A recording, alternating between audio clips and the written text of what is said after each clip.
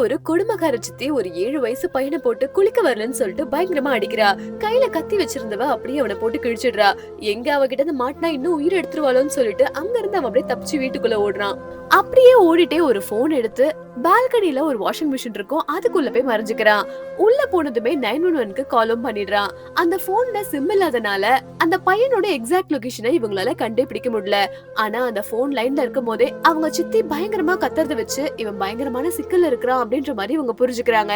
அதனால அந்த பையன் கிட்ட சீக்கிரமா ஏதாவது அடையாளம் இருக்குமா அப்படின்ற மாதிரி கேக்குறாங்க. இன்னொரு பக்கம் அவங்க சித்தி கீழே போய் தேட ஆரம்பிக்கிறாங்க. அந்த கேப்ல இந்த பையனும் நான் வீட்டை விட்டு வெளியே வராதனால எனக்கு இது எந்த இடம்னே தெரியல அப்படின்ற மாதிரி சொல்றது மட்டும் இல்லாம அவனுக்கு கண்ணுக்கு தெரிஞ்சதை வச்சு இங்க நிறைய ரெட் பில்டிங் எல்லாம் இருக்கு அப்படின்ற மாதிரி சொல்லவும் கரெக்டா செக்யூரிட்டி ஆபீசர்ஸும் அந்த இடத்த வந்து நெருங்கிட்டாங்க. என்ன இது, இந்த பையன் ஒருவேளை போலீஸ்க்கு போன் பண்ணிருப்பானோ அப்படின்ற மாதிரி சந்தேகம் வருது. கொஞ்ச நேரத்துல இவனோட அப்பாவும் போன் பண்றாரு. நம்ம வீட்டை சுத்தி போலீஸ் வந்துட்டாங்க, இந்த பையன் போலீஸ்ல இன்ஃபார்ம் பண்ணிட்டான் போல இருக்கு அப்படின்ற மாதிரி சொல்றது மட்டும் இல்லாம எப்ப பார்த்தாலும் என்னையே என் பிரச்சனை மாத்தி விடுற அப்படின்ற மாதிரி அவனை போட்டு பயங்கரமா திட்டிட்டு போனை வச்சது மட்டும் இல்லாம அந்த நேரம் பார்த்து இந்த பையனுக்கு வேற மயக்க வர ஆரம்பிக்கவும் அந்த பையன் கையில இருந்த போனை கீழேயும் போட்டுடுறான். இந்த சத்தம் கேட்டு அந்த சித்தியும் உடனே கையில கத்தி எடுத்துட்டு அந்த பையன் இருக்க இடத்துக்கே வராங்க. அங்க வந்து சுத்தி பார்த்துட்டு அங்க யாருமே இல்ல, வேற எங்கேயும் சத்தம் வருதுன்னு சொல்லி போயிட்டாங்க.